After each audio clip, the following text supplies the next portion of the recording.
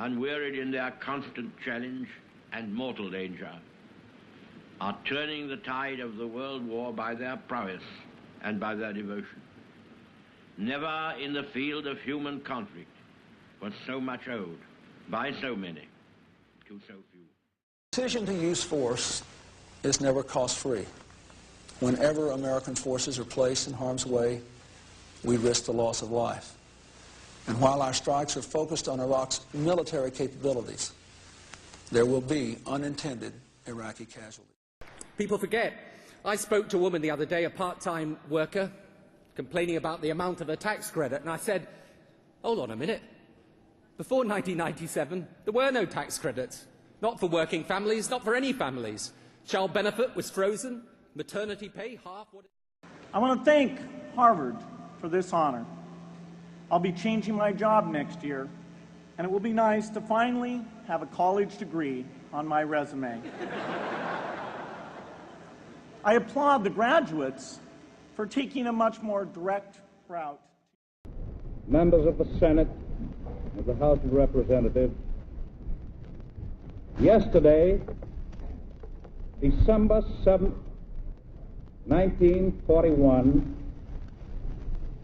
a date which will live in infamy. I think all our society is run by insane people for insane objectives. You know, and I think that's what I sussed when I was 16 and 12 way down the line, but I expressed it differently all through my life. I mean, it's really important for us to remember our history. You know, unless you're one of the first Americans, a Native American, you came from someplace else.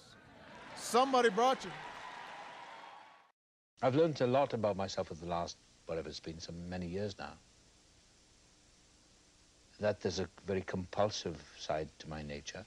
Most people I know who are actors or musicians or poets or writers tend to be this way.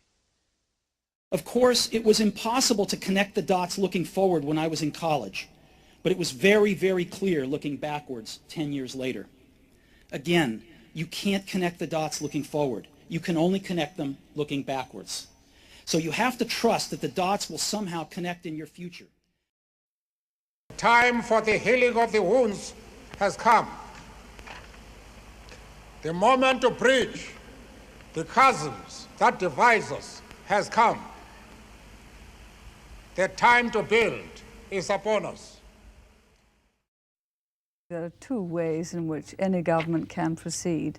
One is a way based on what you and I would call a free society, which is enshrined right at the heart of the American Constitution. The other one is a way which allows only one view. I think over the years, when I've seen players retire, you know, when you ask them about it, they always say you'll know when you're ready. And I think I know when I'm ready. You know, I think I'm ready. And so I met the gentleman who was the assistant warden when I was in there, when I was in prison. And he's the warden now. The warden died, so he's the warden now. Sure. So I was just happy to see Mr. Slavens because he was always a wonderful man. Well, it's funny. I mean, when I was getting started, you know, with my roommates and in college, you never think that you could build this company or anything like that, right? Because, I mean, we were college students, right? And we were just building stuff because we thought it was cool.